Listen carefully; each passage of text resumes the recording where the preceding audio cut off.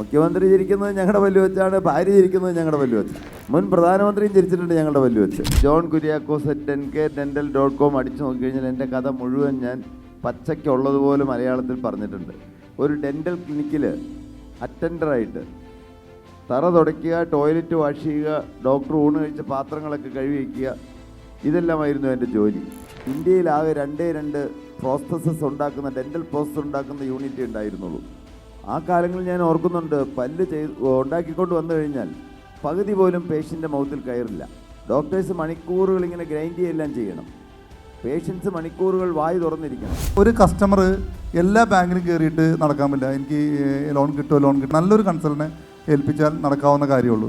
നമ്മൾ മെഡിക്കൽ ഷോപ്പിൽ പോയിട്ട് പനിക്ക് മരുന്ന് വാങ്ങുന്ന പോലെയാണ് ലോൺ എടുക്കാൻ പോകുന്നത്. നമുക്ക് ഉറപ്പാണ് പനി മാറും, പക്ഷേ നല്ലൊരു ഡോക്ടറെ കണ്ടു കഴിഞ്ഞാൽ കുറച്ചുകൂടി നല്ല എഫക്റ്റീവ് ആവും എന്ന് പറഞ്ഞ പോലെയാണ് കൺസൾട്ടന്മാരുടെ അടുത്ത് വരേണ്ടത്. അന്നൊരു ഡെൻ്റൽ ലാബ് തുടങ്ങി 20 ലക്ഷം രൂപ വേണം. എൻ്റെ ഒരു മാസത്തെ ശമ്പളം കേവലം 250 രൂപ. ഒരാൾക്ക് പ്രായപൂർത്തിയായ ഒരാൾക്ക് എത്ര പല്ലുണ്ടാവും? 32. അതിനകത്ത് 28 എണ്ണം ഉപയോഗമുള്ളതാണ്. ആ 28 ഇൻറ്റു 100 കോടി ജനങ്ങളുണ്ടെങ്കിൽ എന്തുമാത്രം അവസരമുണ്ട്?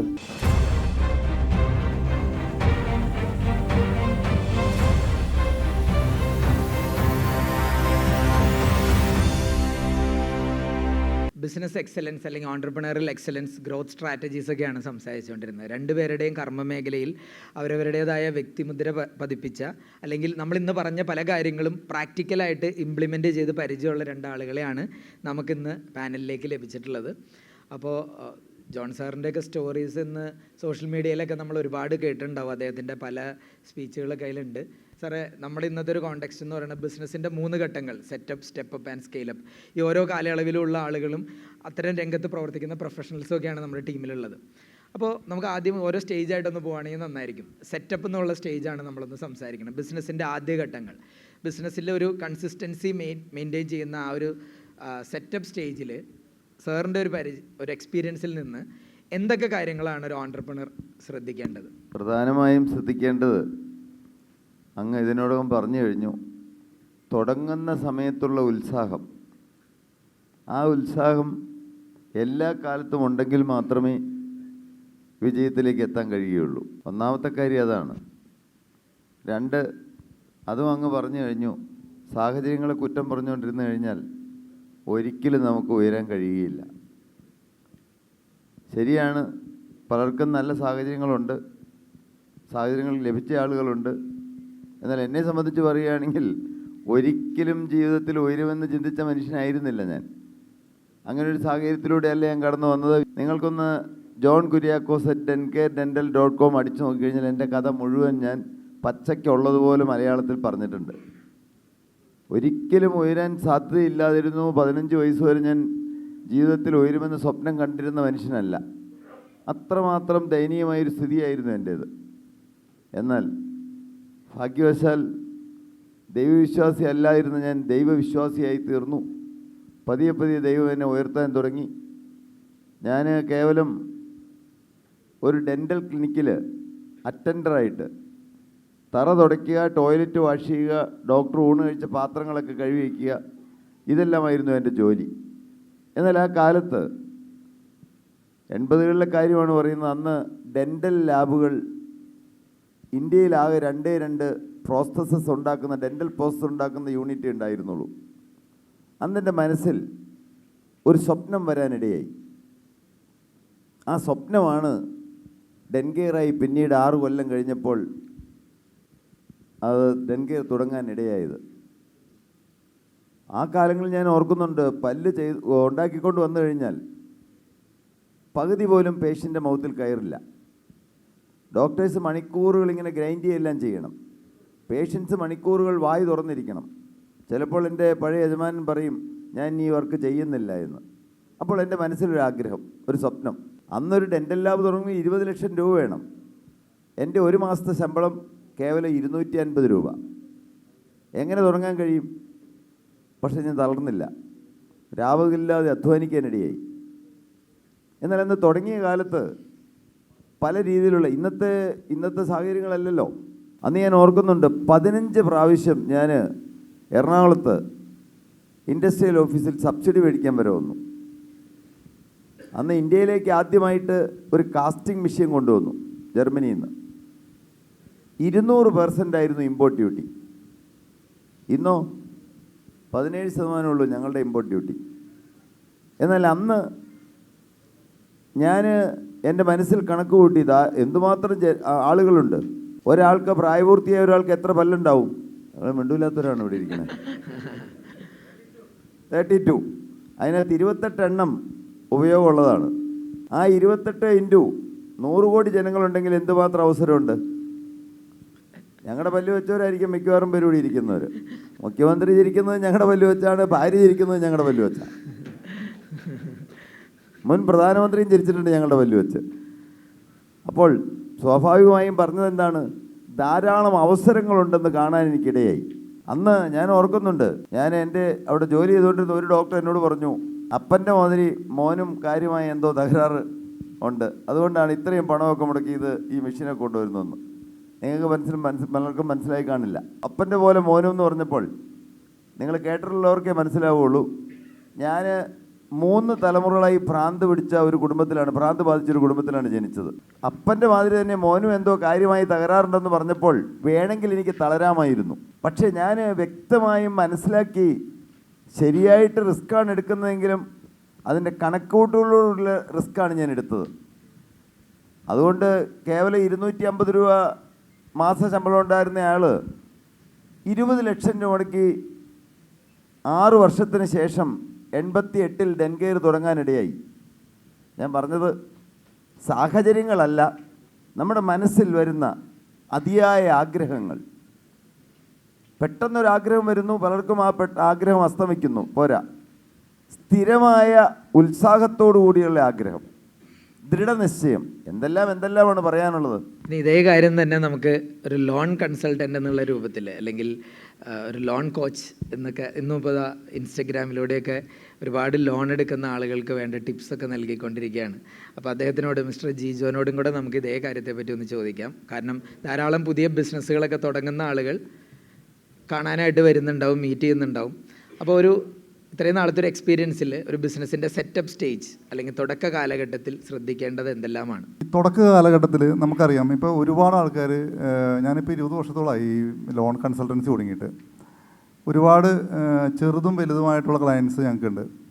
അപ്പോൾ തുടക്കക്കാരെന്നുള്ള നിലയിൽ ആൾക്കാർ ലോൺ എടുക്കാൻ വരുമ്പോൾ ഒരുപക്ഷെ അവരുടെ കയ്യിൽ ആവശ്യത്തിനുള്ള സെക്യൂരിറ്റി ഉണ്ടാവില്ല, അല്ലെങ്കിൽ അവർ ഒരുപാട് ബാങ്കിൽ കയറി ഇറങ്ങിയിട്ടുണ്ടാവും. ബാങ്കുകാർ അവരെ ആ പ്രൊജക്റ്റിനെ പറ്റി മനസ്സിലാക്കാൻ ചിലപ്പോൾ ഒരുപക്ഷെ അവരെ അത്ര അക്സെപ്റ്റ് ചെയ്തിട്ടുണ്ടാവില്ല. അപ്പോൾ ഇതിൻ്റെയൊക്കെ ഒരു കാര്യം എന്ന് വെച്ചിട്ടുണ്ടെങ്കിൽ, നിങ്ങൾക്ക് എന്തുകൊണ്ട് തുടക്കകാലത്ത് ലോൺ കിട്ടുന്നില്ല എന്നുള്ള കാര്യം ഞാൻ അനലൈസ് ചെയ്തപ്പോൾ, നമ്മൾ ഓരോ പ്രൊമോട്ടർമാരും ഈ പ്രൊജക്റ്റിനെ പറ്റി വ്യക്തതയോടുകൂടി പഠിച്ചിട്ടല്ല ചെല്ലുന്നത്. എങ്ങനെയെങ്കിലും കുറച്ച് ലോൺ കിട്ടണം, എനിക്കൊരു ബ്യൂട്ടി പാർലർ തുടങ്ങണം, എനിക്ക് 2 ലക്ഷം ലോൺ വേണം എന്നുള്ള ഒരു രീതിയിലാണ് ഞങ്ങൾ. നിങ്ങൾ ചെറുതും വലുതുള്ള ആൾക്കാർ ഇവിടെ ഇരിക്കുന്നുള്ളതിന് വേണ്ടി ഞാൻ പറഞ്ഞതാണ്. നമ്മളിപ്പോൾ ഒരു 10 കോടി ആയിക്കോട്ടെ, 100 കോടി ആയിക്കോട്ടെ, ഈ പ്രൊജക്റ്റിനെ പറ്റി വ്യക്തമായിട്ട് മനസ്സിലാക്കാതെ നമ്മൾ ഈ പ്രൊജക്റ്റിനെ പറ്റി നമ്മൾ ബാങ്കിൽ പോകരുത്. കാരണം ബാങ്കുകൾ പല തരത്തിലുള്ള ബാങ്കുകൾ, സ്വഭാവത്തിൻ്റെ കാര്യത്തിൽ ഞാൻ പല ഇൻ്റർവ്യൂവിലും പറഞ്ഞിട്ടുള്ള കാര്യങ്ങളാണ്. ഇപ്പോൾ നമ്മൾ പൊതുവായിട്ട് തിരിക്കുകയാണെങ്കിൽ, ബാങ്കുകൾ തിരിക്കുകയാണെങ്കിൽ 4 തരം ബാങ്കുകളാണ്. ഒന്ന് nationalise bank, scheduled bank, new generation bank, development banks. Nationalise bank എല്ലാവർക്കും അറിയാം, സ്റ്റേറ്റ് ബാങ്ക് ഓഫ് ഇന്ത്യ പോലുള്ള ബാങ്കുകൾ. ഷെഡ്യൂൾഡ് ബാങ്ക് ഫെഡറൽ ബാങ്ക്, അതുപോലെ സൗത്ത് ഇന്ത്യൻ ബാങ്ക് പോലുള്ള ബാങ്കുകളാണ് ഷെഡ്യൂൾഡ് ബാങ്ക് എന്ന് പറയുന്നത്. ഇനി new generation bank, HDFC, ICICI പോലുള്ള ബാങ്കുകൾ. ഡെവലപ്മെൻറ്റ് ബാങ്ക്സ് ഉണ്ട്, എത്ര പേര് കേട്ടണമെന്ന് അറിയില്ല. സിഡ്ബി, KFC, KSIDC അങ്ങനെയുള്ള സ്ഥാപനങ്ങളാണ് ഈ ഡെവലപ്മെൻറ്റ് ബാങ്ക്സ് എന്ന് പറയുന്നത്. നമ്മളൊരു പ്രൊജക്റ്റ് തുടങ്ങുന്ന ആൾക്കാർ നമ്മൾ ഏത് ബാങ്കിനെ സമീപിക്കണമെന്ന് അനുസരിച്ച്, അത് നമ്മുടെ ഇന്ന ബാങ്കിനെ സമീപിച്ചാൽ ലോൺ കിട്ടുമെന്ന് നമ്മൾ ആദ്യം തന്നെ മനസ്സിലാക്കണം, ഇവരുടെ സ്വഭാവം ഇതായിരിക്കും എന്നുള്ളത്. നിങ്ങൾ തുടക്കക്കാരെന്നുള്ള നിലയിൽ HDFC ബാങ്കിനെ പോയി സമീപിച്ച് കഴിഞ്ഞാൽ കിട്ടില്ല, ന്യൂ ജനറേഷൻ ബാങ്കിൽ പോയി കഴിഞ്ഞാൽ ഒരിക്കലും ലോൺ നിങ്ങൾ സപ്പോർട്ട് ചെയ്യില്ല. ഇവരൊക്കെ നല്ല കാലത്ത് കൂടെ നിൽക്കുന്ന ആൾക്കാരാണ്, മോശം കാലമായി കഴിയുമ്പോൾ ചവിട്ടി പുറത്താക്കും. അത് അവർ പറഞ്ഞിട്ട് കാര്യമില്ല, അവർ ഷെയറിൻ്റെ വാല്യൂ കൂടുതൽ, അതുപോലെ അവർ പല ഘടകങ്ങളുണ്ട്. നമ്മളൊരു തുടക്കക്കാരെന്നുള്ള നിലയിൽ നമ്മൾ സമീപിക്കേണ്ടത് നാഷണലൈസ് ബാങ്കുകളെയോ അല്ലെങ്കിൽ ഷെഡ്യൂൾഡ് ബാങ്കുകളെയോ അല്ലെങ്കിൽ ഡെവലപ്മെൻറ്റ് ബാങ്ക്സ്, സിഡ്ബി പോലുള്ള ബാങ്കുകളെയാണ്. ഇവിടെ പലപ്പോഴും എന്ത് സംഭവിക്കുക, ഞങ്ങൾ കൺസൾട്ടൻ്റാണ്, നിങ്ങൾ ക്ലയൻസാണ്, അതായത് കസ്റ്റമറാണ്. പല ആൾക്കാരും ധാരണ എന്തിനാണ് ഞാൻ എനിക്ക് ബാങ്കിൽ പോകുമ്പോൾ കൺസൾട്ടൻ്റ് എന്നുള്ളത്.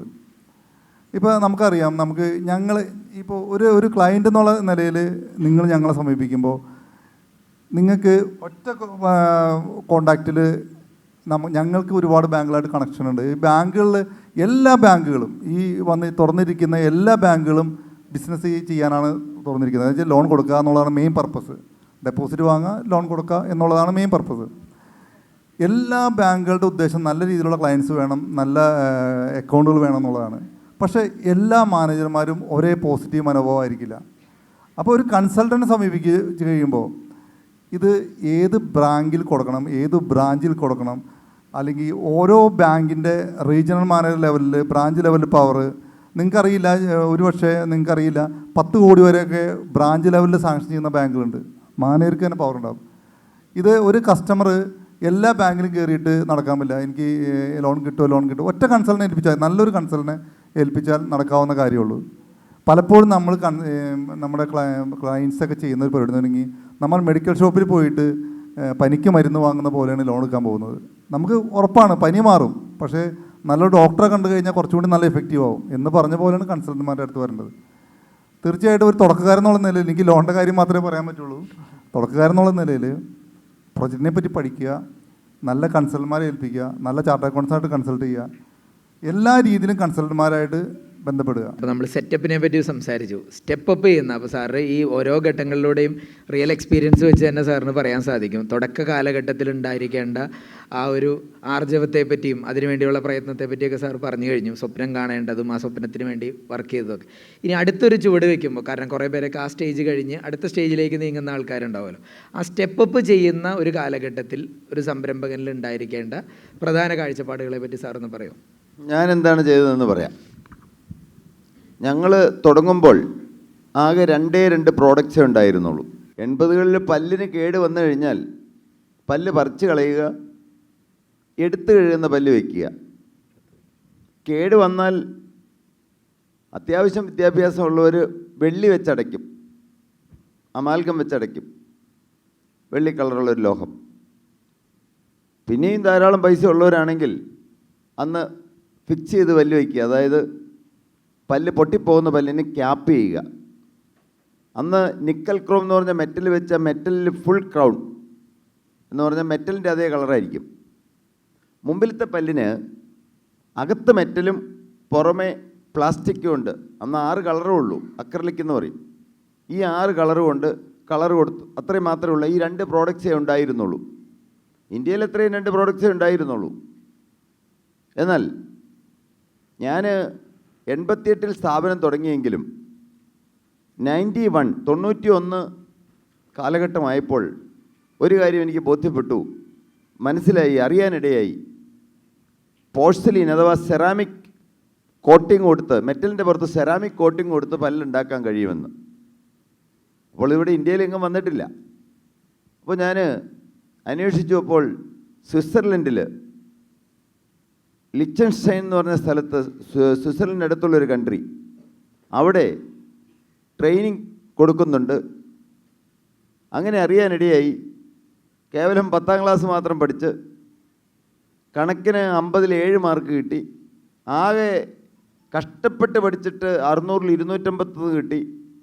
തുടർന്ന് കോളേജിൽ പഠിക്കാൻ പോകാൻ പറ്റാത്ത, അതിനുള്ള മാർഗമില്ലാത്തതുകൊണ്ട് 15 രൂപ മതി അന്ന് ഫീസ്, അതിന് മാർഗമില്ലായിരുന്നയാൾ എങ്ങനെയാണ് സ്വിറ്റ്സർലൻഡിൻ്റെ അപ്പുറം കിടക്കുന്ന രാജ്യത്തെത്തുന്നത്? അതാണ് നമ്മുടെ ഉള്ളിൽ അടങ്ങാനാവാത്ത ആഗ്രഹമുണ്ടെങ്കിൽ എല്ലാം സാധിപ്പിക്കാനുള്ള വഴികളെല്ലാം ഉണ്ട്. ഞാൻ അവിടെ യാത്ര ചെയ്യാനിടയായി. അവിടെ ചെന്നു.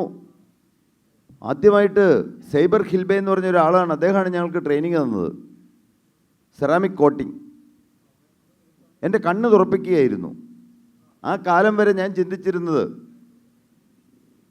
നമ്മളുടെ നാട്ടിലെ ആളുകൾക്ക്, ഞാൻ കുറ്റം പറയുകയാണെന്ന് തോന്നരുത് നിങ്ങൾക്ക്, ഒരു 70% ക്വാളിറ്റിയുള്ള ഒരു പ്രോഡക്റ്റ് ഉണ്ടായാൽ അതെല്ലാമായി എന്ന് ചിന്തിക്കുന്നു. എല്ലാവരുമല്ല, ഒരു നല്ല കൂട്ടം ആളുകളും. എന്നാൽ അവിടെ ചെന്നപ്പോൾ എൻ്റെ കണ്ണ് തുറക്കുകയായിരുന്നു. ശരിക്കും ഏറ്റവും ആക്യുറേറ്റ് ആയിട്ട്, ഏറ്റവും പെർഫെക്റ്റ് ആയിട്ട്, 100ൽ 100 മാർക്ക് കിട്ടത്തക്ക രീതിയിൽ അത്രയും ഭംഗിയായിട്ട് അവർ ചെയ്യുന്നു. അപ്പോൾ അതെൻ്റെ മനസ്സ് തുറപ്പിച്ചു, ഇത് അവർക്ക് ചെയ്യാൻ കഴിയുമെങ്കിൽ എന്തുകൊണ്ട് എനിക്ക് കഴിയുന്നില്ല? പിന്നെ ഞാനിങ്ങനെ യാത്ര ചെയ്യാൻ ആരംഭിച്ചു. നിങ്ങൾ ബിസിനസ്സുകാർ യാത്ര ചെയ്യുന്നില്ലെങ്കിൽ, കോൺഫറൻസുകൾ പങ്കെടുക്കുന്നില്ലെങ്കിൽ, കാലാകാലങ്ങളിലെ ട്രെയിനിങ്ങുകൾ അറ്റൻഡ് ചെയ്യുന്നില്ലെങ്കിൽ, ഇന്നിപ്പോൾ എത്ര ഇൻഫർമേറ്റീവായിട്ടുള്ള, ഞാനിവിടെ ഇരുന്നപ്പോൾ തന്നെ ഓർത്തു എന്തുമാത്രം കാര്യങ്ങളാണ് ദൈവമേ ഇത് ഞങ്ങളുടെ സ്ഥാപനത്തിലൊന്ന് വിളിച്ച് ഒരു ക്ലാസ് എടുത്തെങ്കിലോ എന്ന് ഞാൻ ഓർത്തു. ഞാൻ അദ്ദേഹത്തെ അങ്ങനെ എനിക്ക് വേറെ പരിചയമില്ല. പക്ഷേ ഇങ്ങനെയുള്ള കോൺഫറൻസുകൾ അറ്റൻഡ് ചെയ്യുന്നു, ക്ലാസ്സുകൾ അറ്റൻഡ് ചെയ്യുന്നു, പഠിക്കാനുള്ള ആഗ്രഹം നമ്മുടെ മനസ്സിൽ വരുന്നു. ഞാൻ എന്തുമാത്രം യാത്ര ചെയ്തു. യാത്ര ചെയ്യാതിരിക്കുകയാണെങ്കിൽ, നാം നമ്മെ സംബന്ധിച്ച് പറയുകയാണെങ്കിൽ, കുളത്തിൽ കിടക്കുന്ന, നിങ്ങൾ കേട്ടിട്ടില്ല അല്ലേ? നിങ്ങളൊന്ന് മിണ്ടിക്കൊണ്ടൊക്കെ ഇരിക്കുകയാണെങ്കിൽ ഞങ്ങൾക്ക് പറയാനൊരു സുഖമുണ്ടെന്ന് എൻ്റെ ഒരു ചിന്ത അല്ലേ? തീർച്ചയായിട്ടും. കുളത്തിൽ കിടക്കുന്ന തവളയെ പോലെയാണ് ആ കുളമാണ് എല്ലാം അവർക്ക്. എന്നാൽ യാത്ര ചെയ്യുമ്പോഴാണ് നാം അറിയുന്നത്. ഞാനങ്ങനെ ഏതെല്ലാം സ്ഥലങ്ങളിൽ യാത്ര ചെയ്തു, എന്തുമാത്രം യാത്ര ചെയ്തു. ജർമ്മനിയാണ് ഏറ്റവും കൂടുതൽ ഡെൻറ്റിസ്ട്രി ഡെവലപ്പ് ചെയ്തിരിക്കുന്ന കൺട്രി. എന്തുമാത്രം യാത്ര പറഞ്ഞാൽ ഒരുപക്ഷെ നിങ്ങൾ അതിശയോക്തി എന്ന് ഓർക്കും. ഒരു 300-350 പ്രാവശ്യമെങ്കിലും ഞാൻ ജർമ്മനിയിൽ യാത്ര ചെയ്തിട്ടുണ്ട്, ട്രെയിനിങ് അങ്ങനെയുള്ള കാര്യങ്ങൾക്ക് വേണ്ടിയിട്ട്. 15 വർഷം മുമ്പ് ലേസർ സെൻറ്ററിങ് ടെക്നോളജി, ഒരു മെഷീന് 5 കോടി രൂപ വിലയാണ്. ഞാനന്നൊരു ഇൻ്റർനാഷണൽ ഡെൻ്റൽ കോൺഫറൻസിൽ അവിടെ ചെന്ന് നിന്നപ്പോൾ ഇത് കണ്ടപ്പോൾ എനിക്ക് അത്ഭുതം തോന്നി. 20 മൈക്രോൺസ് കൊബാൾട്ട് ക്രോം പൗഡർ ഇങ്ങനെ ലെയർ ചെയ്യുന്നു, എന്നിട്ടത് സിൻഡർ ചെയ്യുന്നു. ഒരു മെഷീൻ 5 കോടി. ഇന്നിപ്പോൾ 7 മെഷീനുണ്ട് ഞങ്ങൾക്ക്. ഞാൻ പറഞ്ഞത് ഏറ്റവും സൊഫിസ്റ്റിക്കേറ്റഡ് ആയിട്ടുള്ള മെഷീനറികളെല്ലാം കൊണ്ടുവരുന്നു, എല്ലാ ടെക്നോളജിയും കൊണ്ടുവരുന്നു. ഏതെല്ലാം ലോകത്ത് എന്തെല്ലാം ടെക്നോളജി വരുന്നു അതെല്ലാം കൊണ്ടുവരണം എന്നുള്ള അതിയായ ആഗ്രഹം. ഇത് എവിടെ നിന്നാണ് വന്നത്? അറിയാനിടയായപ്പോൾ, അതിന് യാത്ര ചെയ്തപ്പോൾ, കോൺഫറൻസുകൾ അറ്റൻഡ് ചെയ്തപ്പോൾ എനിക്ക് എങ്ങനെയും ലോകത്തുള്ളതെല്ലാം എന്തെല്ലാം ഡെൻറ്റിസ്ട്രിയിലുണ്ടോ അത് മുഴുവൻ ഈ കേരളത്തിൽ കൊണ്ടുവരണം, നമ്മുടെ സ്ഥാപനത്തിൽ കൊണ്ടുവരണം എന്നുള്ള ആഗ്രഹം. ഞാൻ നിങ്ങളോട് പറയട്ടെ, ഈ കൂട്ടത്തിൽ നിങ്ങൾ ഡെൻകെയറിലില്ലാത്ത ഒരു ഡെൻ്റൽ പ്രോസസ്സും ലോകത്ത് എവിടെ പോയി അന്വേഷിച്ചാലും കിട്ടില്ല. എന്നിട്ട് നിങ്ങളൊന്ന് കൈയടിക്കണ്ടെന്ന് നോക്കി. ഞാൻ പറഞ്ഞല്ല കൈയടിക്കണ്ടേ, നിങ്ങൾ ഊർജ്ജസ്വലതയോടെ ഇരിക്കണം. എന്നെ എനിക്ക് എത്ര വയസ്സായി കാണും? വേണ്ടൂല്ല നിങ്ങളാരും. ഇദ്ദേഹത്തിന് അറിയാം. അതുകൊണ്ട് പിന്നെ ലോണുമായിട്ട് ഞങ്ങൾ ബന്ധപ്പെട്ടൊരു കാര്യത്തിന് വന്നിട്ടുള്ളതാണ്. എത്ര വയസ്സാണ്? 70, 80, എന്നാൽ 90 പക്ഷേ 90 താങ്കൾ പറയുന്നത് 90 അല്ല. എനിക്ക് 90 വർഷത്തെ അനുഭവമുണ്ട്. എനിക്ക് 57-ൽ നിന്ന് 58-ലേക്ക് യാത്ര ചെയ്യുകയാണ് ഞാൻ. പക്ഷേ യഥാർത്ഥം പറഞ്ഞാൽ 90 വയസ്സിൻ്റെ എക്സ്പീരിയൻസ് ഉണ്ട് എനിക്ക്. സാധാരണ ആളുകൾ 2 ഷിഫ്റ്റ് ജോലി ചെയ്യും. ഞാൻ 2.5 ഷിഫ്റ്റ് ജോലി ചെയ്താലും എനിക്കൊരു കുഴപ്പമില്ല. ഇന്നലെ രാത്രി ഞാൻ 3 മണിക്ക് കിടന്നത്. അതുകൊണ്ട് നാളെ മുതൽ നിങ്ങൾ 3 മണിക്ക് കിടന്നാൽ എന്നെപ്പോലെ ആവുമോ? ഇല്ല. എനിക്കൊരു രോഗവും ഇല്ലെന്ന് പറഞ്ഞാൽ നിങ്ങൾ വിശ്വസിക്കുമോ?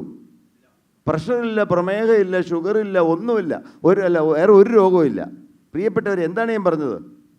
എൻ്റെ ഉത്സാഹം, എൻ്റെ എങ്ങനെയും എല്ലാം ഈ ലോകത്തിൽ എന്തെല്ലാം ഉണ്ടോ അതെല്ലാം കൊണ്ടുവരണം എന്നുള്ള ആഗ്രഹം, ഇതെല്ലാം നമ്മുടെ മനസ്സിൽ നിന്നാണ് വരുന്നത്. പലരും തുടങ്ങുമ്പോൾ ആ ഉള്ള ഉത്സാഹം കഴിഞ്ഞു കഴിഞ്ഞാൽ പയ്യെ അസ്തമിച്ചു വരും. എനിക്കിന്നും ഉത്സാഹമാണ്. എവിടെ പോകാനും എന്ത് ട്രെയിനിങ് അറ്റൻഡ് ചെയ്യാനും വലിയ താല്പര്യമാണ്. ഇങ്ങനെ മാത്രമല്ല, വേറൊരു കാര്യം ഇനി വല്ലതും ചോദിക്കുമെന്നറിയില്ല. അതുകൊണ്ട് എന്നും നിങ്ങൾ അച്ചടക്കമുള്ള ആളുകളായിരിക്കണം. അദ്ദേഹം പലതും പറഞ്ഞു തരുമായിരിക്കും. അച്ചടക്കമുള്ള ആളുകളായിരിക്കണം. ലോൺ എടുത്താൽ അതിന് കാശ് വേറെ ആവശ്യത്തിന് ഉപയോഗിക്കരുത്. പറഞ്ഞു കൊടുക്കൂലായിരിക്കുമോ? ഞാനങ്ങ് പറഞ്ഞേക്കാം. അതായത് അച്ചടക്കമുള്ളവരായിരിക്കണം. ശമ്പളം മേടിച്ച് മാത്രമേ ജീവിക്കാവൂ. സ്വന്തം സംരംഭം തുടങ്ങിയിട്ട് ശമ്പളം എടുത്ത് ജീവിക്കുന്നവരാരൊക്കെയുണ്ടോ ഒന്ന് കൈവക്കിക്കേ. നോക്കൂ, നിങ്ങൾ പരസ്പരം അങ്ങോട്ടും ഇങ്ങോട്ടും നോക്ക്. എൻ്റെ നേരെ നോക്കിയിട്ട് കാര്യമില്ല. ആകെ എത്ര പേരുണ്ട്? ഇത്രേ ഉള്ളൂ, കൈ താത്തിയിട്ടോളൂ. എന്നാൽ ഞാൻ ഇന്നും തുടങ്ങിയ അന്നും ശമ്പളം എടുത്ത് ജീവിക്കുന്നു, ഇന്നും ശമ്പളം എടുത്ത് ജീവിക്കുന്നു. ഞാൻ നിങ്ങളോട് പറയട്ടെ, വേണമെങ്കിൽ ഇന്ന് ഞാൻ നാളെ ഒപ്പിട്ട് കൊടുത്തു കഴിഞ്ഞാൽ എൻ്റെ അക്കൗണ്ടിലേക്ക് 3500 കോടി രൂപ വരും. അത്രയും വാല്യൂ ഉണ്ട് ഡെൻകെയറിന്. എന്നാൽ ഞാൻ ഇന്നും ഡിസിപ്ലിൻഡ് വർക്കറാണ്. എല്ലാ കാര്യത്തിനകത്തും എനിക്ക് ഡിസിപ്ലിനായിട്ട് ഞാൻ നിൽക്കുന്നു. ശമ്പളം മാത്രം എടുത്ത് ജീവിക്കുന്നു. എൻ്റെ വീടിൻ്റെ ലോൺ അടയ്ക്കണമെങ്കിൽ ഞാൻ എൻ്റെ ശമ്പളത്തിൽ നിന്ന് എടുത്ത് തുടങ്ങി. ഇന്നും ലോണുണ്ട്, ലോൺ ഇന്നുമുണ്ട്. പക്ഷേ അത് കൃത്യമായിട്ട് കൃത്യതയോടുകൂടി പോകുന്നു. 2020-ലായിരിക്കും അങ്ങ് ഞങ്ങളെടുത്ത് വന്നതല്ലേ. ഞാനൊരു കാലത്ത് ചിന്തിച്ചിരുന്നു എന്നും നല്ല കാലമായിരിക്കുമെന്ന്. അന്ന് പണം ഉണ്ടായ സമയത്ത് ധാരാളം സ്ഥലമെല്ലാം മേടിച്ചു കൂട്ടി. നിങ്ങൾ കേട്ടാൽ മൂക്കത്ത് കൈവയ്ക്കും. 65 ഏക്കറോളം സ്ഥലമുണ്ട്. 2020 കൊറോണ വന്നപ്പോൾ പട്ടിക്ക് മുഴുവൻ കിട്ടിയ മാതിരിയായിരുന്നു സ്ഥലം. ഞാൻ വിചാരിച്ച ടൗണിൻ്റെ നടുക്ക് SBI ഇരുന്ന് ഞങ്ങളുടെ ബിൽഡിങ്ങിലാണ്. എൻ്റെ വിചാരം ചൂണ്ടിക്കാണിച്ചു കഴിഞ്ഞാൽ അപ്പോൾ തന്നെ ആരെങ്കിലും കൊത്തിപ്പറിച്ചുകൊണ്ട് പോയിക്കോളുന്ന. ടൗണിൻ്റെ നടുക്ക് എറണാകുളം സിറ്റിയുടെ നടുക്കും 56 സെൻറ്റ് സ്ഥലം കിടപ്പുണ്ട്. ഒരൊറ്റ മനുഷ്യന് വേണ്ടാണ്ടായി. കരഞ്ഞ് കരഞ്ഞ് ഞാനും ഭാര്യയും പരസ്പരം മുഖത്തോട് നോക്കി കരഞ്ഞ കാലമായിരുന്നു 2020 കൊറോണ വന്ന സമയത്ത്. പല്ലിന് മാത്രം എന്ത് ചെയ്യാൻ പറ്റില്ല, ഒന്ന് വാ തുറക്കാൻ ഒറ്റ പേഷ്യൻസും പോയില്ല. നിങ്ങളാരെങ്കിലും പോയിട്ടുണ്ടോ? പോവില്ല. ആളുകളുടെ ചിന്ത പല്ല് അത്ര ഇമ്പോർട്ടൻ്റ് ആയിട്ടുള്ളൊരു അവയവമല്ലെന്നാ. എന്നാ പറയാൻ കേട്ടോളൂ, പല്ല് പോലെ ഇമ്പോർട്ടൻ്റ് ആയിട്ടുള്ള അവയവം വേറെ ശരീരത്തിൽ ഇല്ലെന്ന് ഞാൻ പറയുള്ളൂ. നിങ്ങൾ ചവച്ചരച്ചല്ല ഭക്ഷണം കഴിക്കണമെങ്കിൽ അധികം വയ്യാതെ നിങ്ങൾക്ക് പെട്ടി മേടിക്കാൻ പറ്റുമെന്നാണ് പലരും പറയണേ. ശരിക്കും ചവച്ചരച്ച് കഴിക്കണം. എന്നാൽ കൊറോണ വരുമെന്നുള്ളതുകൊണ്ട് ആരെങ്കിലും പോവോ? ഒരു മനുഷ്യൻ എന്നോട് ഡെൻ്റൽ ക്ലിനിക്കിൽ പോയില്ല. നിങ്ങൾ കേട്ടാൽ അത്ഭുതപ്പെടും. 18.5 കോടി രൂപ എനിക്ക് നഷ്ടപ്പെട്ടു. ഒരു മാസം വന്ന് 8 കോടി രൂപ ശമ്പളം കൊടുക്കാൻ വേണം. അന്നുകൊണ്ട് ഏതാണ്ട് 4000 തൊട്ട് താഴെ എംപ്ലോയീസ്. എന്തു ചെയ്യും? 10 പൈസ ബാങ്കിൽ ഡിപ്പോസിറ്റ് ഇല്ലായിരുന്നു. എന്നാൽ 28 കോടി രൂപ ഞാൻ ലോൺ എടുത്തു സ്റ്റാഫിന് ശമ്പളം കൊടുക്കാൻ വേണ്ടി മാത്രം. ഉണ്ടായിരുന്ന സ്റ്റാഫിനെ മെയിൻറ്റെയിൻ ചെയ്യേണ്ട എങ്ങനെയെങ്കിലും ശമ്പളം 2 മാസമേ കൊടുക്കാതിരുന്നുള്ളൂ. ഏതാണ്ട് 1 വർഷത്തോളം കരഞ്ഞ് ജീവിച്ച കാലമായിരുന്നു. 2021 കലണ്ടറിൽ എഴുതി എന്താണ് കലണ്ടറിൻ്റെ തീം എന്തായിരുന്നു? ഫീനിക്സ് പക്ഷി ഉയർത്തെഴുന്നേറ്റ് വരുന്നത് പോലെ. അതായിരുന്നു കലണ്ടർ തീം. എല്ലാം തീർന്നു എന്ന് വിചാരിച്ചിരുന്നു. എന്നാൽ അവിടുന്ന് പിന്നെയും പണിയാൻ ദൈവം ഇടയാക്കി. ഞാൻ പറഞ്ഞു വരുന്നത്, എന്നും നല്ല കാലമാണെന്ന് ഓർത്ത് കിട്ടുന്നതെല്ലാം ചിലവാക്കി ബിസിനസ് തുടങ്ങി 1 ലക്ഷം രൂപ വരുമാനം വരുമ്പോഴത്തേക്കും സാറ് പറഞ്ഞു തരുമായിരിക്കും. അപ്പോൾ തന്നെ അത് ഉടനെ കാറ് മേടിക്കാൻ പോകുന്നു, ഉടനെ വീട് മേടിക്കാൻ പോകുന്നു, സ്റ്റാറ്റസിനനുസരിച്ചുള്ള കാറ് മേടിക്കുന്നു. നിങ്ങളോർക്കും ബെൻസ് മേടിക്കുന്നത് തെറ്റാന്നല്ല പറഞ്ഞു. എനിക്കിന്നും ബെൻസൊന്നുമില്ല. ബെൻസ് മേടിച്ചോളൂ, തെറ്റില്ല. പക്ഷേ എൻ്റെ പരിധിക്കകത്ത് നിന്ന് മാത്രമേ ഞാൻ എല്ലാം ചെയ്യുകയുള്ളൂ. ഒരു പാഠം കൂടെ ഞാൻ പഠിച്ചു. 2020 ഒരു 3 മാസത്തെയെങ്കിലും ശമ്പളം കൊടുക്കാനുള്ള പണം ബാങ്കിൽ നിക്ഷേപിക്കുമെന്ന്. ദൈവത്തിൻ്റെ കരുണയിൽ ആശ്രയിച്ച് ഞാൻ ഇപ്പോൾ നിങ്ങളോട് പറയട്ടെ, 6 മാസത്തേക്ക് ശമ്പളം കൊടുക്കാനുള്ള പണം ഇന്ന് ഡെൻകെയറിന് ബാങ്കിൽ കിടക്കുന്നുണ്ട്. പാഠം പഠിക്കുന്നത് ഞാനിങ്ങനെ പറഞ്ഞു പോയാൽ ഇദ്ദേഹത്തിന് സമയം കിട്ടാതെ വരും. ഇനി ആകെ 7 മിനിറ്റ് 8 മിനിറ്റേ സമയമുള്ളൂ. അതുകൊണ്ട് കുറേയൊക്കെ ഞാൻ പറഞ്ഞിട്ടുണ്ട്. അദ്ദേഹത്തിന് എനിക്ക് നല്ല പരിചയമുള്ളതുകൊണ്ട് ഞാൻ പറഞ്ഞല്ലോ. അതുകൊണ്ട് തീർച്ചയായിട്ടും ഇനിയും ചോദ്യങ്ങൾ ചോദിക്കാം. എനിക്ക് നിങ്ങൾ ചോദ്യം ചോദിക്കുന്നതാണ് എനിക്കിഷ്ടം, സാറ് ചോദിക്കണേക്കാളും. അപ്പോൾ നമ്മൾ സ്റ്റെപ്പ് അപ്പ് എന്ന് പറയുന്ന 2ാം ഘട്ടത്തെ പറ്റി ചർച്ച ചെയ്ത്, ഒരു ലോൺ കോച്ച് എന്നുള്ള നിലയിൽ പ്രാഥമിക ഘട്ടത്തിൽ 4 തരത്തിലുള്ള ബാങ്കുകളെ പറ്റിയൊക്കെ പറഞ്ഞു. ഇനി സ്റ്റെപ്പ് അപ്പ് ചെയ്യാൻ, അതായത് നിലവിലൊരു ബിസിനസ് ചെയ്യുന്ന ആൾ അടുത്ത ലെവലിലേക്കുള്ളൊരു യാത്രയിലാണ് നമ്മളെ സമീപിക്കുന്നതെങ്കിൽ ആ സമയത്ത് ശ്രദ്ധിക്കേണ്ട കാര്യങ്ങളൊന്ന് പറയും. ഞാൻ വിജയിച്ച ആൾക്കാരെയും പരാജയപ്പെട്ട ആൾക്കാരെയും തമ്മിൽ ഞാൻ ഇങ്ങനെ അനലൈസ് ചെയ്ത് നോക്കും. പലപ്പോഴും ഈ പരാജയപ്പെട്ട ആൾക്കാരെ എങ്ങനെ പരാജയപ്പെടുന്നു വെച്ചിട്ടുണ്ടെങ്കിൽ, ഇവർക്ക് ഒരു ബിസിനസ് തുടങ്ങി അപ്പോൾ തന്നെ വേറെ ബിസിനസ്, അടുത്ത ബിസിനസ്സിലേക്ക് ചാടിക്കൊണ്ടിരിക്കും. ഫോക്കസ് ഉണ്ടാവില്ല. പിന്നെ നമ്മൾ ചിന്തിക്കുന്ന പോലെ ഈ ബിസിനസ് എന്ന് പറയുന്നത്, സത്യത്തിൽ ഇവിടെ ഇരിക്കുന്ന ആൾക്കാർ ബിസിനസ് സേഫാണോ റിസ്ക് ആണോ? റിസ്ക്കാണ്. അപ്പം നമ്മൾ റിസ്ക് എടുക്കണമല്ലേ? ഞാൻ അടുത്ത എൻ്റെ ചാനൽ വീഡിയോയിൽ പറയാൻ വെച്ച കാര്യം ഇപ്പോൾ പറയാം. റിസ്ക് എടുക്കുക എന്ന് പറഞ്ഞാൽ എന്താണ്? ശരിക്കും പറഞ്ഞാൽ ഞാനൊരു ഉദാഹരണം പറയാം. എൻ്റെ കയ്യിൽ 10 ലക്ഷം രൂപയുണ്ട്. അതിനകത്ത് 5 ലക്ഷം രൂപ ബിസിനസ്സിലേക്ക് ഇറക്കുന്നു. നമ്മൾ ബിസിനസ് ആരംഭിക്കുന്നു. ഇനി നഷ്ടപ്പെട്ടാലും 5 ലക്ഷം നഷ്ടപ്പെടുന്നുള്ളൂ. എൻ്റെ ഭാഷയിൽ അതാണ് റിസ്ക്. ഇനി 10 ലക്ഷം എൻ്റെ കയ്യിലുണ്ട്, 10 ലക്ഷം മുടക്കുന്നു. അതിനെ ഞാൻ റിസ്ക് എന്നല്ല പറയുന്നത്, അതിനെ ഗാംബ്ലിങ് എന്നാണ് പറയുന്നത്. ഗാംബിൾ പോയാൽ സീറോയായി. ഇനി എൻ്റെ കയ്യിൽ 10 ലക്ഷമുണ്ട്, ഞാൻ 20 ലക്ഷം ബാധ്യത ഏറ്റെടുത്തിട്ട് ചെയ്യണതിനെ ഞാൻ പറയുന്നത് ആത്മഹത്യ ചെയ്യാൻ പോകണമെന്നാണ് പറയാം. അപ്പോൾ ചില ആൾക്കാരോട് ചോദിക്കും, അങ്ങനെ ഇഷ്ടപ്പെട്ട ആൾക്കാർ ഇഷ്ടപ്പെട്ടിട്ടില്ലേ എന്ന് ചോദിക്കും. ഞാൻ പറയും, ആത്മഹത്യ ചെയ്യാൻ കയറുമ്പോൾ പൊട്ടി വീഴാറില്ലേ, പൊട്ടി വീണ് രക്ഷപ്പെടാറില്ലേ? ഇതുപോലെ തന്നെയാണ് ബിസിനസ്സിലും. നമ്മൾ ഒരിക്കലും ആത്മഹത്യ ചെയ്യാൻ പോകരുത്. റിസ്ക് എടുത്തോ, നമ്മുടെ ബാധ്യതയുടെ പകുതി നിർത്തിയിട്ട് റിസ്ക് എടുത്തോ. പലപ്പോഴും ഞാൻ കണ്ടുവരുന്നത് ഈ സ്റ്റേജ് വൈസ് അടുത്ത സ്റ്റേജിലേക്ക് പോകുമ്പോൾ ഇങ്ങനെ ഭ്രാന്താണ്. അടുത്തവൻ ആ ബിസിനസ് ചെയ്യുന്നു, ആ ലാഭമാണ്. ഇപ്പോൾ ഞാൻ ഉദാഹരണത്തിന് ഞാനൊരു കോഴിക്കട നടത്തുന്ന ഒരാളാണ്. ഈ കോഴിക്കട നടത്തുന്ന നല്ല ലാഭത്തിൽ പോകുമ്പോൾ ഇവൻ ചിന്തിക്കുകയാണ്, ഓയ് ഈ കോഴീനെ വളർത്തി തന്നെ അവൻ എന്ത് ലാഭം ഉണ്ടാക്കുന്നുണ്ട്. ഞാൻ പോയി കോഴിയുടെ ബിസിനസ് ആരംഭിക്കുന്നു. ഏത് കോഴീനെ വളർത്തൽ. അപ്പോൾ കോഴിക്കട നന്നായിട്ട് പോകുന്നുണ്ട്. അപ്പോൾ കോഴി ബിസിനസ് ആരംഭിച്ചു. കോഴി ബിസിനസ് ആരംഭിച്ച് കഴിയുമ്പോൾ അവൻ തോന്നാണ്, ഓയ് തീറ്റ തന്നത് അവൻ എന്തോരം ലാഭം ഉണ്ടാക്കുന്നുണ്ട്. അപ്പോൾ ഞാൻ തീറ്റ കമ്പനി കൊടുക്കുന്നു. ഇങ്ങനെ ഈ ബിസിനസ്സിൽ പലപ്പോഴും ഈ ആർത്തി മൂത്ത് നശിച്ചു പോകുന്ന ആൾക്കാരാണ് പല ആൾക്കാരെയും കണ്ടിട്ടുള്ളത്. അപ്പം നമ്മളെ കോർ ബിസിനസ്, സാറിപ്പോൾ കോർ ബിസിനസ്സിലാണ് നിൽക്കുന്നത്. സാർ ഈ കോർ ബിസിനസ്സിൽ മാറിയിട്ടില്ല എന്നാണ് വിശ്വാസം. അപ്പം ഇത് നമ്മൾ എല്ലാം, ഇപ്പോൾ സച്ചിൻ ടെണ്ടുൽക്കർ പോയി ക്യാപ്റ്റനായി നമ്മുടെ ക്രിക്കറ്റിൽ അല്ലേ, പരാജയമായിരുന്നു. അദ്ദേഹത്തിൻ്റെ റോൾ അദ്ദേഹത്തിന് നന്നായിട്ട് ബാറ്റ് ചെയ്യാൻ, ബൗൾ ചെയ്യലും അത്ര സ്ട്രോങ് അല്ല, നന്നായിട്ട് ബാറ്റ് ചെയ്യാൻ പഠിച്ചു. ബാറ്റ് ചെയ്ത് അയാൾ ഓൾറൗണ്ടർ ആവണമെന്ന് വെച്ചിട്ടുണ്ടെങ്കിൽ വേണമെങ്കിൽ പറയാം, ഓൾറൗണ്ടർ എന്ന് പറയാം. അതുപോലെ ബിസിനസ്സിൽ നിങ്ങളൊരു ബിസിനസ് കണ്ടെത്തി കഴിഞ്ഞാൽ അതിനകത്ത് സ്റ്റിക്ക് ഓൺ ചെയ്യുക. അത് എന്തായാലും ഡെവലപ്പ് ആവും. പിന്നെ പറഞ്ഞ വാക്ക് പാലിക്കുക. ബിസിനസ്സിൽ പോണ കാര്യങ്ങൾ ഞാൻ കണ്ടേക്കുന്നത്, ഒന്ന് ഒരു കാര്യമായിരിക്കും നമ്മൾ ചില ആൾക്കാർ ഇപ്പോൾ ഈ ലോണിൻ്റെ കേസിൽ വരുമ്പോൾ എങ്ങനെയാണെന്ന് വെച്ചാൽ, ഞങ്ങളെ ഫീസിൻ്റെ കേസിൽ വരുമ്പോൾ ചില ആൾക്കാർ എങ്ങനെ വെച്ചിട്ടുണ്ടെങ്കിൽ നമ്മുടെ എഗ്രിമെൻറ്റ് സൈൻ ചെയ്യണമെങ്കിൽ ബാർഗൈൻ ചെയ്യും. ചില ആൾക്കാർ എന്താ കുഴപ്പമില്ല എന്ന് പറയും. പക്ഷേ കഴിഞ്ഞ് കഴിയുമ്പോഴേക്കും അവർ ബാർഗൈൻ ചെയ്യണേ, വാക്ക് മാറ്റി പറയും.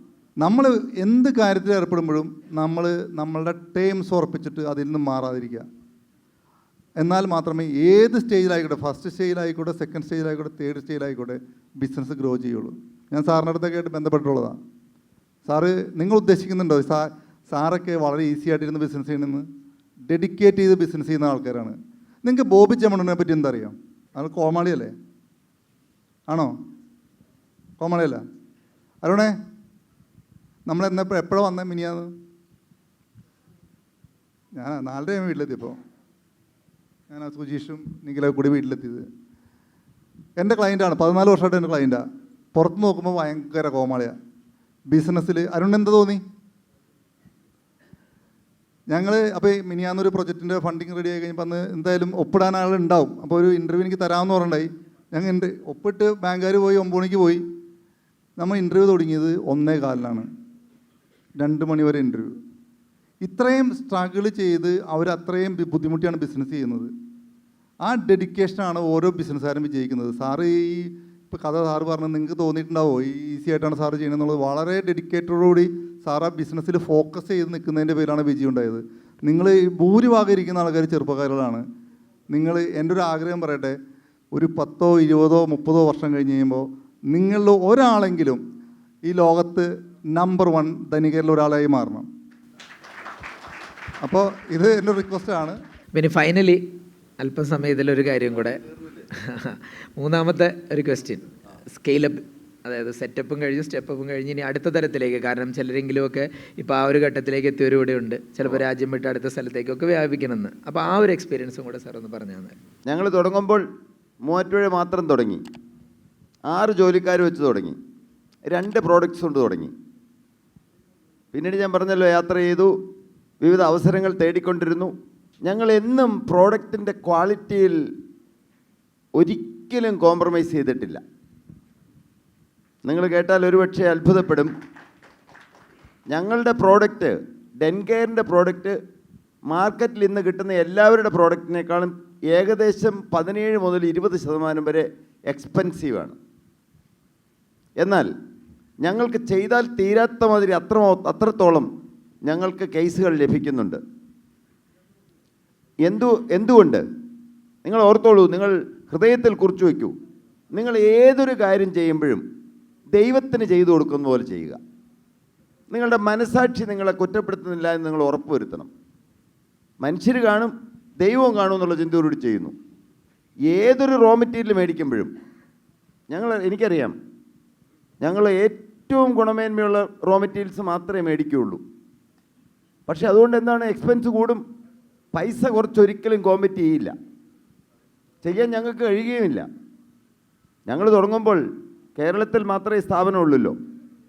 നാളെ ഞങ്ങളുടെ ഒരു യൂണിറ്റ് ഇന്ത്യയിലെ 7ാമത്തെ യൂണിറ്റ്, 8ാമത്തെ യൂണിറ്റ് ഞങ്ങൾ കോഴിക്കോട് സ്റ്റാർട്ട് ചെയ്യുകയാണ്. ഇന്ന് ഞങ്ങൾ 27 കൺട്രീസിലേക്ക് കയറ്റി അയക്കുന്നുണ്ട്. UK യിലും US യിലും ഓസ്ട്രേലിയയിലും ന്യൂസിലൻഡിലും UAE യിലും ഞങ്ങൾക്ക് മാനുഫാക്ചറിങ് യൂണിറ്റ് ഉണ്ട്. ഇതെല്ലാം മനുഷ്യൻ്റെ ഉള്ളിൽ നിന്ന് വരുന്ന സ്വപ്നം, പ്രോഡക്റ്റിലുള്ള പറഞ്ഞല്ലോ ക്വാളിറ്റിയിലുള്ള കോംപ്രമൈസിൽ നിന്നുള്ള തീരുമാനം. ആരെയും ചതിക്കില്ല. സാർ ഓൾറെഡി പറഞ്ഞു കഴിഞ്ഞല്ലോ, പറഞ്ഞ വാക്ക് മാറരുത്. ഒരിക്കലും താൽക്കാലിക ലാഭത്തിന് വേണ്ടിയിട്ട് നിങ്ങളൊന്നും ഷോർട്ട് കട്ട് ചെയ്യരുത്. ഇതെല്ലാം ജീവിതത്തിൻ്റെ പ്രമാണമാക്കി എടുത്താൽ തീർച്ചയായിട്ടും നിങ്ങൾക്ക് ഉയരാൻ കഴിയും. അവസരങ്ങൾ ധാരാളമുണ്ട്. ഫോക്കസ് നഷ്ടപ്പെടാതെ തന്നെ ഹെൽത്തി കോമ്പറ്റീഷൻസ് സ്വാഗതം ചെയ്തുകൊണ്ട് ഞാൻ പറയുകയാണ്, ഇനിയും ഡെൻ്റൽ ലാബ് തുടങ്ങാൻ അവസരമുണ്ട്. നിങ്ങൾക്ക് താല്പര്യമുള്ളവർക്ക് മൂവാറ്റുപുഴയിൽ വരാം. ഞങ്ങളുടെ കംപ്ലീറ്റ് എല്ലാത്തിൻ്റെയും വീഡിയോ എടുക്കാം, ഫോട്ടോ എടുക്കാം, എല്ലാം ചെയ്ത് എന്തെല്ലാം മിഷനുണ്ടെന്ന് എല്ലാം ചെക്ക് ചെയ്യാം, എല്ലാം നോക്കാം. നല്ല ഡെൻ്റൽ ലാബുകൾ തുടങ്ങും. അവസരം ഇനിയും ഉണ്ടെന്ന് ഞാൻ പറഞ്ഞത്. ധാരാളം പല്ലുണ്ടാക്കാനുള്ള അവസരങ്ങളുണ്ട്. ഇന്ത്യയിൽ തന്നെ ധാരാളം അവസരമുണ്ട്, പ്രത്യേകിച്ച് കേരളത്തിൽ. പറയാം, ഇവിടെ ഞങ്ങൾ ഒരു പല്ലുണ്ടാക്കി വിൽക്കുന്നത്, അതെനിക്ക് ഞങ്ങളുടെ പ്രോഡക്റ്റിൻ്റെ പ്രൈസ് പറയാൻ പറ്റുകയില്ല, പക്ഷേ ഒരു ഡെൻറ്റിസ്റ്റിൻ്റെ എടുത്തു കഴിഞ്ഞാൽ 5000 രൂപയ്ക്ക് കിട്ടുമെന്ന് നിങ്ങൾ ചിന്തിക്കൂ. എന്നാൽ UAE ചെന്ന് കഴിഞ്ഞാൽ അത് 35,000 രൂപയ്ക്ക് കിട്ടുകയുള്ളൂ. അതേ സാധനം UK ചെന്ന് കഴിഞ്ഞാൽ 1 ലക്ഷം രൂപയാവും, ഓസ്ട്രേലിയയിൽ ചെന്നാൽ 1,15 ലക്ഷം രൂപയാവും. ഈ ആളുകളെ മുഴുവൻ ഇവിടെ നമുക്ക് വരുത്താൻ പറ്റും, ക്വാളിറ്റിയോടുകൂടി പ്രോഡക്റ്റ് ഉണ്ടാക്കി വിൽക്കാനിടയായാൽ. നിങ്ങൾക്കറിയാമോ, ഞങ്ങളുടെ കംപ്ലീറ്റ് പ്രോഡക്ട്സും ഇപ്പോൾ നിങ്ങളിവിടെ ഇരിക്കുന്ന സാറിന് ഡോക്ടർക്ക് ഒരു പല്ലുണ്ടാക്കിയെന്നിരിക്കട്ടെ, അത് ഈ ഭൂമുഖത്തുള്ള ഒരു മനുഷ്യൻ്റെ വായിലും, ഈ 750 കോടി ജനങ്ങളിൽ ഒരൊറ്റയാളുടെ വായിലും ഫിറ്റാവില്ല. എന്ന് പറഞ്ഞാൽ 100% കസ്റ്റം മെയ്ഡാണ് ഞങ്ങളുടെ എല്ലാ പ്രോഡക്ട്സും. എങ്ങനെയാണ് ഞങ്ങൾ ഈ ലോകത്തിൻ്റെ 27 രാജ്യങ്ങളിലേക്ക് ഞങ്ങൾ കയറ്റി അയക്കുന്നത്? അങ്ങ് പറഞ്ഞ് ഞാൻ പറയട്ടെ, എല്ലാറ്റിൻ്റെയും പിന്നിൽ ഒരു അടങ്ങാനാവാത്ത ആഗ്രഹവും ഡെഡിക്കേഷനും ഇല്ലെങ്കിൽ ഒരിക്കലും ഒന്നും ലോട്ടറി അടിക്കുന്ന മാതിരി ഒന്നും കയറി വരാൻ കഴിയില്ല. അതുകൊണ്ട് നിങ്ങൾ എന്ത് വേണം? നിങ്ങളുടെ മനസ്സെന്നും സജ്ജമായിരിക്കണം. ഏറ്റവും നല്ല പ്രോഡക്റ്റ് ഉണ്ടാക്കണം. എന്നും നിങ്ങൾ തിരിഞ്ഞു നോക്കണം. ഇങ്ങനെ ഉയർന്ന തലങ്ങളിലേക്ക് എത്തുവാൻ ഇടവരട്ടെ. ഞാൻ 6 ജോലിക്കാരെ കൊണ്ട് തുടങ്ങി. ഇന്ന് 4400 പേരുണ്ട്, 4390 പേരുണ്ട് ജോലിക്കാർ. കേവലം 250 രൂപ ശമ്പളത്തിന് മൂവാറ്റുപുഴ പട്ടണത്തിൽ വന്നു. ഇനി ഞങ്ങൾക്ക് ഒരു മാസം ശമ്പളം കൊടുക്കാൻ 12 കോടി രൂപയോളം വേണം. വെറും ദൈവവിശ്വാസി അല്ലായിരുന്നു, 7 മാർക്ക് കണക്കിന് മേടിച്ച് പാസ്സായി. എന്നാൽ ഞാൻ പിന്നീട് ദൈവവിശ്വാസിയായി തീർന്നു. എൻ്റെ ജീവിതം ക്രിസ്തുവിനായി വിട്ടുകൊടുത്തു. ഇന്ന് ഞാൻ അതിന് ശേഷം ഡെൻ്റൽ ടെക്നീഷ്യൻ കോഴ്സ് യൂണിവേഴ്സിറ്റിയിൽ റാങ്കോടെ പാസ്സാകാനിടയായി. എല്ലാം ദൈവത്തിൽ അധിഷ്ഠിച്ചുള്ള ജീവിതം, അധിഷ്ഠിതമായ ജീവിതം. അങ്ങനെ നിങ്ങളെല്ലാവരും ദൈവവിശ്വാസികളായി തീർന്ന് അച്ചടക്കമുള്ള ജീവിതത്തിന് ഉടമകളായി വളരെ ഉയർന്ന നിലവാരത്തിലേക്ക് എത്തട്ടെ. ലോകത്തിലൊരു ഈ അങ്ങ് പറഞ്ഞതിനോട് ഞാനും യോജിച്ച് പറയുന്നു. ഈ ഇരിക്കുന്നവരിൽ ആരെങ്കിലും ആയിരിക്കണം ലോകത്തിലെ, നിങ്ങൾ കേട്ടില്ലായിരുന്നു അല്ലേ, നമ്പർ 1 ധനികനായി മാറണം.